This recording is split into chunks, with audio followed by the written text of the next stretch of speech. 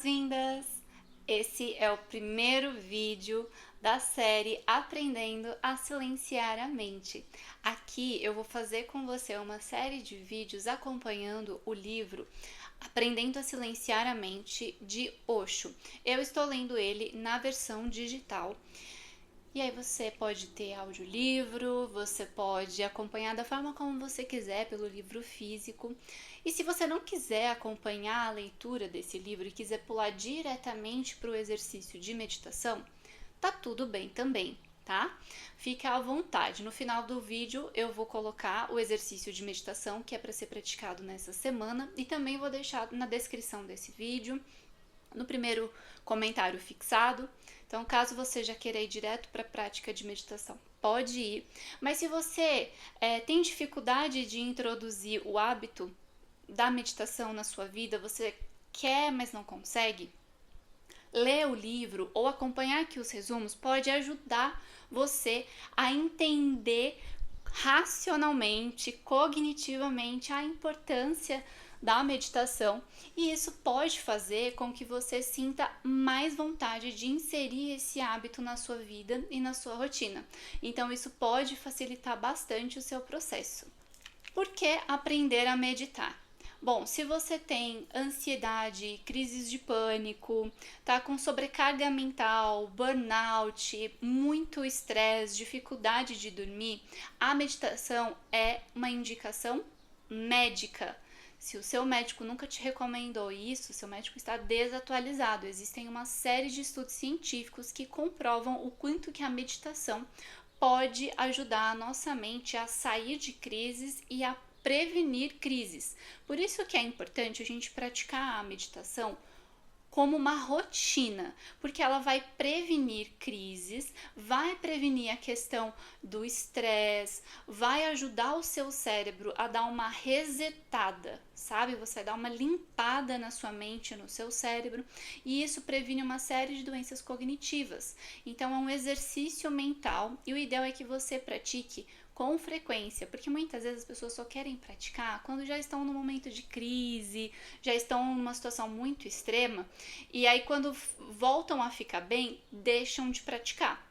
Só que se você continua praticando, isso vai ajudar a prevenir novas crises. Muito legal, né? Esse desafio, então, é para quem está buscando autoconhecimento, aprender a meditar, aprender a silenciar um pouco essa mente maluca, né, que fala sem parar aí dentro da gente. Nós vamos, nessa semana aqui, nós lemos o capítulo 1 e 2, que são da página 4 até a página 22. São capítulos bem curtinhos, e aí eu vou trazer aqui para você os pontos que eu achei importantes, os resumos aí, as partes importantes que eu achei desse livro, mas é a minha visão. Se você quiser ver a visão de Osho, a visão mais completa, que é do autor desse livro, eu recomendo que você leia ele ou que acompanhe ele de alguma forma. E se você não sabe quem é Osho, no primeiro vídeo eu contei um pouco sobre a história dele, né? Então, se você quiser ver, vai estar também tudo linkado aqui embaixo para você entender a história dele. E agora vamos definitivamente para o nosso primeiro capítulo. Capítulo 1, o que é a meditação? Nessa parte aqui, ele dá uma filosofada sobre a opinião dele, o que é meditação, e ele fala da palavra chamada dhyana. Em sânscrito, nós temos uma palavra especial para meditação que é dhyana. Essa palavra não tem paralelo em nenhum outro idioma, não pode ser traduzida. Há 2000 anos é dito que ela não pode ser traduzida pela simples razão que em nenhum outro idioma as pessoas experimentam o estado que ela denota. Por isso, esses idiomas não possuem essa palavra. Tem várias palavras do sânscrito que não têm tradução para o português, né? E dhyana é uma delas. E por isso que, e aí ele explica aqui no livro que é por isso que é tão difícil explicar para nós ocidentais o que é a meditação, porque nós não temos nem palavra para definir isso. É um estado que muitas vezes é mais fácil para a gente entender como uma concentração. Página 10. Os ocidentais que vão para a Índia levam 6 meses para aprender a posição de lótus e se torturam com isso. Acham que quando tiverem aprendido a posição de lótus, terão ganho algo. A posição de lótus é essa posição aqui, ó. E aí, muitas vezes as pessoas acham que o fato de você estar nessa posição, você vai atingir alguma coisa. E aqui ele tá falando que não é a posição do seu corpo que vai fazer com que você acesse um estado meditativo. Que não importa muito a posição do seu corpo. Inclusive, fiz o vídeo da semana passada ensinando, né, qual postura você deve usar para meditar. E tem várias posturas lá. E é justamente isso que ele traz aqui no livro. Toda a Índia se senta nessa posição de lótus e ninguém jamais ganhou algo com isso. É apenas uma maneira mais natural que eles têm para sentar-se, porque lá eles se sentam muito no chão, né? Em um país frio é preciso sentar-se em uma cadeira para ficar longe do chão. Em um país quente, quem se importa com cadeira? É possível sentar-se em qualquer lugar. Nenhuma postura especial é necessária. Nenhum tempo especial é necessário. Há pessoas que pensam que há um momento especial, mas qualquer momento é bom para a meditação. Basta que você esteja relaxado e querendo se divertir. Aqui ele coloca a meditação muito mais associada com o estado de relaxamento. Não importa muito a posição que você se sentou, né? Deixa eu ver minha colinha aqui, gente. Na página 13. Agora a gente já vai para o segundo capítulo, ó. Já passou o primeiro capítulo. Segundo capítulo. Meditação é a sua natureza. Isso é na página 12. Aí, a minha primeira marcação aqui de destaque foi na página 13. Pare de pensar. Quando as pessoas dizem isso, né? Pare de pensar. Significa apenas não faça nada. Sente-se, deixe que os pensamentos se acomodem, deixe que a mente pare por conta própria. Apenas sente-se olhando para a parede, em um canto silencioso, sem fazer nada. Relaxado, solto, sem esforço, sem ir a lugar nenhum. Como se você estivesse dormindo acordado. Você está acordado e está relaxado, mas todo o seu corpo está caindo no sono. Você permanece alerta por dentro, mas todo o seu corpo relaxado. Então, a grande questão da meditação é você parar e se sentar de uma forma confortável. O seu corpo tem que estar relaxado, o seu corpo não pode estar dolorido, tensionado. Então, se você achar que é a posição meia lótus, a posição lótus, que é a que vai atingir o estado meditativo, e aí você fica se forçando a ficar numa posição que, sei lá, tá lesionando o teu joelho. Isso não tem nada a ver com meditação. Meditação é se respeitar, é respeitar os seus limites, e é você se colocar numa posição que seja confortável para que você permaneça ali, paradinho, sem ficar se movendo, e que você consiga se manter relaxado, mas não ao ponto de dormir, que você consiga manter a sua mente alerta, prestando atenção. Muitas vezes, alguns exercícios de meditação são prestando atenção nos sons externos, outras vezes nos movimentos internos, mas aí a gente vai aprofundando isso mais pra frente. Os pensamentos se acomodam sozinhos. Se você vê que a água de um riacho está lamacenta, o que você faz? Pula dentro do riacho para tentar ajudar a água a ficar limpa? Você irá apenas gerar mais lama. Sente-se na margem e então espere, pois não há nada a ser feito. Se alguém cruzou o riacho e as folhas caídas vieram à superfície com a lama, é preciso ter paciência. Observe, indiferente. O riacho continuará fluindo, as folhas serão levadas pela corrente e a lama irá depositar-se, pois não pode flutuar para sempre. Aqui ele está falando da importância de você não ficar tentando fazer algo, e sim observando, né? A meditação é você observar. Pode estar parecendo um pouco abstrato, mas quando nós formos para o exercício prático vai ficar bem mais fácil de você entender, tá?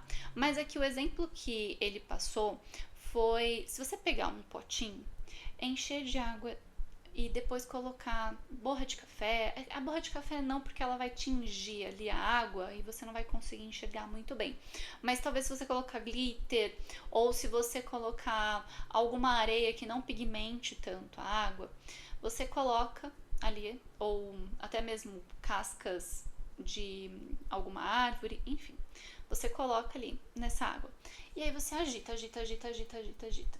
Enquanto você está agitando, tudo aquilo que você colocou dentro do pote junto com a água fica agitando também, de forma acelerada. Quanto mais acelerado você agita o pote, mais as coisas lá dentro vão se agitando também. Se você para o pote, aquelas coisas que estavam agitadas, elas não param de se agitar imediatamente. Elas vão gradativamente diminuindo o ritmo até que aquela água para e aquelas coisinhas que você jogou ali dentro do pote, elas começam ou a decantar ou a flutuar, né, se for mais leve que a água. Então vai tendo um processo aí, principalmente para decantar. Se você jogou um monte de glitter que estava tudo girando, ele começa a decantar. E é isso que ele está falando em relação ao nosso corpo e à nossa mente. O nosso corpo é o potinho, a nossa mente é o conteúdo que está lá dentro desse potinho. Quando a gente para o nosso corpo, quando a gente consegue finalmente cessar os movimentos, estar numa posição relaxada, a nossa mente vai parar com mais facilidade do que se a gente estiver super agitado o tempo todo. Então, por isso que é importante parar e se colocar numa posição relaxada e confortável para lidar aí com o seu conteúdo interno, para acalmar um pouquinho o seu conteúdo interno. Aí na página 14. A primeira coisa a entender a respeito da mente é que há uma tagarelice constante. Quer você esteja falando ou não, ela continua a falar internamente. Quer você esteja acordado ou adormecido, a conversa interna continua, como uma espécie de ruído de fundo. Mesmo que você trabalhe, dirija ou caminhe, a tagarelice interna continua. E essa tagarelice a gente muitas vezes não para observar. A nossa mente, ela fala o tempo todo. Então, a gente nunca para ouvir o conteúdo, a gente nunca para prestar atenção no que está sendo dito. Quando a gente para meditar, a cabeça tá daquele jeito, como o exemplo que eu dei lá com a água e o glitter, né? Tá super agitada. E aí a gente precisa prestar um pouco de atenção nesse conteúdo interno, por mais difícil que seja. A mente fala o tempo todo. Se esse falatório interno puder ser silenciado, mesmo que durante um único instante, você terá uma breve visão da não-mente. Esse é o objetivo, a essência da meditação. O estado de não-mente é o estado correto e natural, que é um estado alerta e relaxado. Como chegar então a um intervalo do qual a mente pare com a falação interna? Mais uma vez, se você se esforçar para isso, estará no caminho errado. Não é um negócio relacionado com esforço. Não é necessário se esforçar, pois na verdade este intervalo ocorre o tempo todo. Basta estar atento. Entre dois pensamentos há um intervalo. Até mesmo que entre duas palavras há um intervalo. Caso contrário, pensamentos e palavras iriam se sobrepor. Não importa o que você esteja dizendo. Uma rosa é uma rosa é uma rosa. Entre duas palavras, por mais invisível e imperceptível que seja, há um intervalo. Com um pouco de atenção, irá perceber esse intervalo. Uma rosa é uma rosa. É uma rosa. O intervalo ocorre continuamente, após cada palavra. Sua percepção de mundo precisa ser alterada. Geralmente você está atento às palavras e não aos intervalos entre elas, né? Você está olhando para uma e para rosa, mas não para o intervalo entre as duas. Mude o foco. Essa frase aqui, nesse trechinho, me lembrou de um retiro de meditação, um dos retiros de meditação que eu fiz com o Lama Padmasambhava, que é do budismo tibetano. Ele falou sobre isso, ele deu uma palestra sobre isso, e ele falou pra gente, quando estivesse em posição de meditação, pra gente ficar assim, conversando com a gente mesmo. Qual será o meu próximo pensamento? E ficar esperando. E agora? O que eu vou pensar? Eu falava que é como um Tom e Jerry, sabe? O gato sempre é espreita para esperar o rato. O rato é o pensamento. A gente tem que ser o gato ali à espreita, atento. Qual será o próximo pensamento? Esse exercício mental ele é bem interessante. Eu recomendo que você faça. Página 15. A mente só pode ser uma coisa de cada vez. Portanto, quando você está prestando atenção nas palavras, não é possível ver o silêncio que vem depois de cada uma delas. Mude seu foco. Sente-se silenciosamente. Comece a olhar os intervalos. E aqui ele fala que não é para você ficar forçando, mas é um estado de prestar atenção. Por exemplo, agora nós temos os sons dos pássaros. Você pode se concentrar no piado dos pássaros, só porque eu falei agora ele parou de piar, mas você pode prestar atenção qual é o tempo de intervalo que tem entre um piado e outro. É um exercício para mudar o foco. Isso faz com que a gente crie novas sinapses neurais. Ainda na página 15. Sente-se silenciosamente, então relaxado, solto, e permita que a sua atenção flua em direção aos intervalos. Escorregue da borda das palavras para dentro dos intervalos. Deixe que os intervalos se tornem mais proeminentes e permita que as palavras desapareçam aos poucos. É como se você estivesse olhando em um quadro negro e desenhasse um pequeno ponto branco sobre ele. Você pode ver o ponto branco e então o quadro negro desaparece. Ou você pode ver o quadro negro e então o ponto se torna secundário. Muito interessante, né? Esse ponto de vista que ele traz aqui. Página 16. O silêncio está sempre lá, escondido no canto. Se ficar repetindo, aqui ele fala um mantra que é o Ram. Ram, Ram, Ram. Por quanto tempo você consegue repetir isso? Logo estará cansado. Usar um mantra para criar esse cansaço, para que você queira se livrar da palavra, é ótimo, pois não haverá outra saída senão mergulhar no silêncio. E ele está falando isso por causa do exercício de meditação que ele recomenda aqui no livro. Ele tem mais de uma etapa, são 3 etapas, e na primeira etapa é justamente ficar mantralizando para dar uma acalmada na tagarelice interna, sabe? A gente vai falar mais sobre isso depois. Ainda na página 16. Muitas pessoas que cantam mantras adormecem. Por isso, a meditação transcendental é usada para pessoas que sofrem de insônia. E daí também o seu apelo no Ocidente. Insônia tornou-se algo normal. Quanto mais insônia houver, maior será o apelo do Maharishi Yogi, pois as pessoas precisam de tranquilizantes. Um mantra é um tranquilizante perfeito, mas esse não é o seu verdadeiro uso. Não há nada de errado nisso. Se o mantra lhe trouxer um bom sono, ótimo, mas você estará usando algo muito poderoso para um fim muito limitado, porque acredita-se que os mantras, cada palavra que você vai repetindo, ela ecoa, ela tem uma vibração, e aí isso reverbera em campos físicos, mentais e espirituais. Então, você repetir um mantra pura e simplesmente para dormir e relaxar, não tem nada de errado com isso, é ótimo, faça mesmo. Mas entenda que essa não é a única função do mantra, que talvez você esteja usando o mantra de uma forma limitada. Página 18. Muitas pessoas que passam longos períodos em jejum acreditam ter atingido a meditação.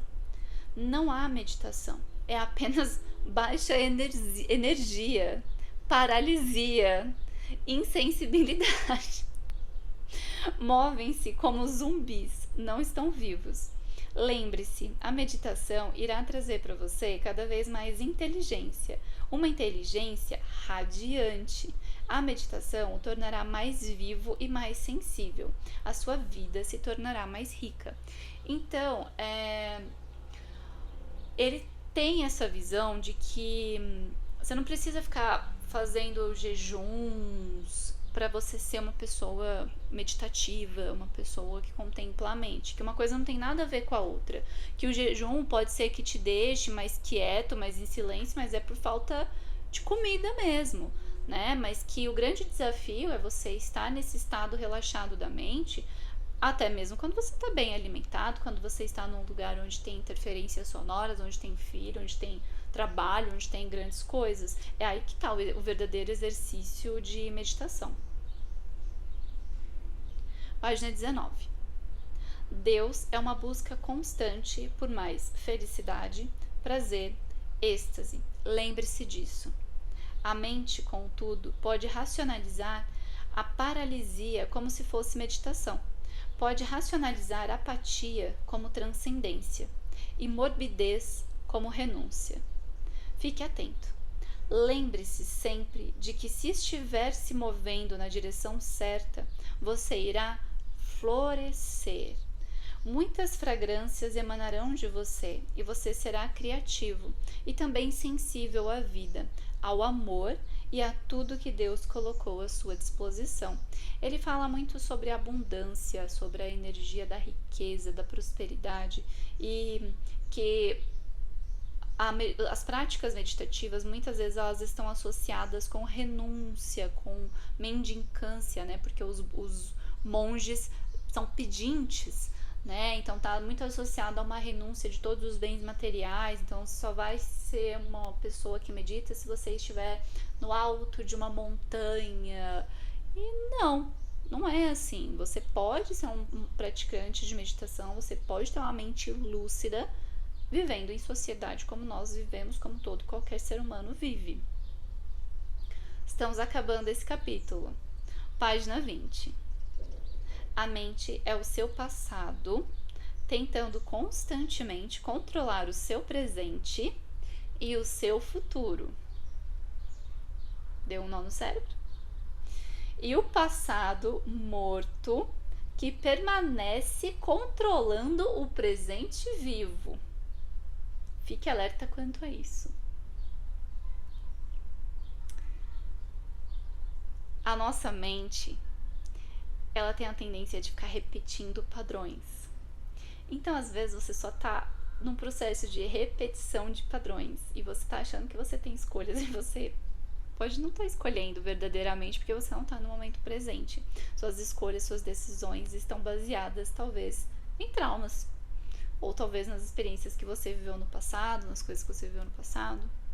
Fica aí o questionamento. Mas de que forma a mente o controla? Ela usa o seguinte método: se você não me escutar, não será tão eficiente quanto eu sou. Se você fizer algo já conhecido, será mais eficiente, pois já fez isso antes.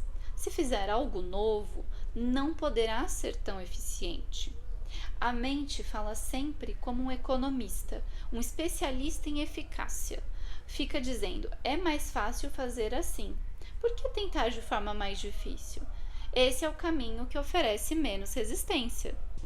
E a nossa mente faz isso como uma forma de economia de energia.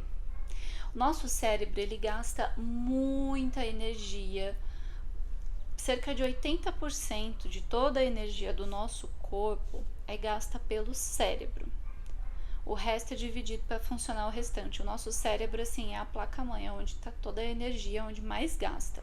Então, por esse sistema de buscar sempre economizar energia, ele busca sempre fazer as coisas do mesmo jeito. Por isso que nós temos resistência para novos hábitos, para fazer coisas novas. É difícil porque o nosso cérebro não quer gastar energia, entendeu? Aí ele fica, não, para que fazer isso? Para que estudar? Para que meditar? Para que aprender sobre autoconhecimento? Para que ficar se questionando? A gente sempre pensou assim, vamos continuar pensando assim, entendeu? Não tem problema nenhum com a gente. E é aí que você cai nos velhos padrões, né? Isso é bem complicado. E parar para meditar é abrir a possibilidade de pensar diferente, de processar a nossa mente de uma forma diferente. E aí, o que eu vou recomendar para você fazer essa semana? Primeira coisa, você vai fazer todos os dias o exercício de meditação que eu coloquei aqui para você, que vai aparecer no final desse vídeo e vai estar na descrição aqui também. Você vai assistir esse vídeo e você vai praticar todos os dias por uma semana, porque esse exercício, ele ainda não é o exercício que é ensinado aqui no livro, tá? Mas ele é uma preparação.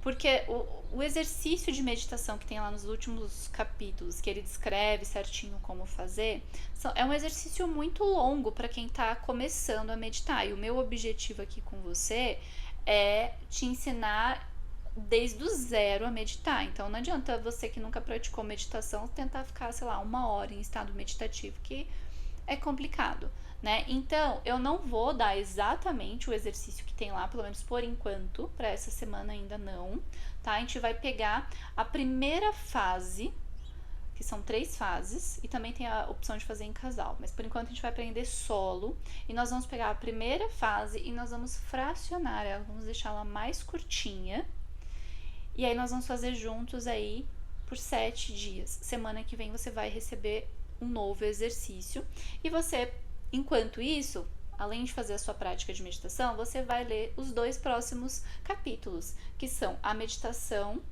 e o fracasso do sucesso, e curando a divisão entre corpo e alma. Esses são bem curtinhos, são da página 23 até a página 30. E aí depois, mais pra frente, conforme a gente for avançando nas semanas, eu vou avançando com você no nível também de meditação, no exercício. Por isso que é importante você praticar todos os dias dessa semana certinho, porque na semana que vem vai ser diferente e você vai ter que ter praticado dessa semana para dar conta. Bora meditar? Bora praticar? Assista aqui o seu exercício de meditação. Uma ótima semana para você, boa prática e boa leitura.